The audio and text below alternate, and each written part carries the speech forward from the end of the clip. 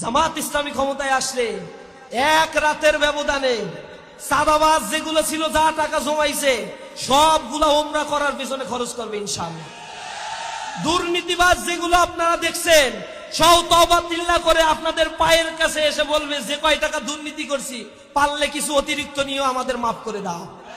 কারণ তারা জানে যেদিন জামাত ইসলামী ক্ষমতায় আসবে ওই দিন রাত থেকে চাঁদাবাজ, সন্ত্রাস, দুর্নীতি, টেন্ডারবাজ, হত্যাকারী, দর্শকের কোন স্থান এই বাংলার মাটিতে হবে না। নারীরা নিরাপদে বাংলাদেশের প্রত্যন্ত অঞ্চলগুলোতে হেঁটে বেড়াবে।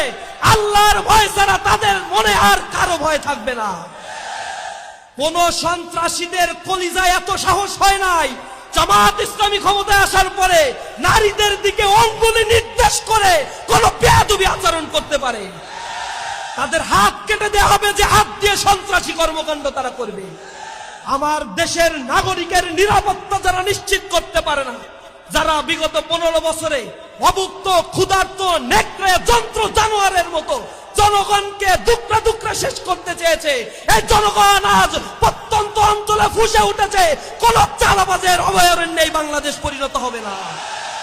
দাঁড়িপাল্লা ইনসাফের প্রতীক। যে দুর্নীতি এই বাংলাদেশে হয়, শেখ হাসিনা কিছু উন্নয়ন করছে, জনগণকে ভিখারিতে পরিণত করেছে। 6 কোটি মানুষ এখন দারিদ্র সীমার নিচে বসবাস করে, তাদের দৈনিক চাহিদা তারা পূরণ করতে পারে না।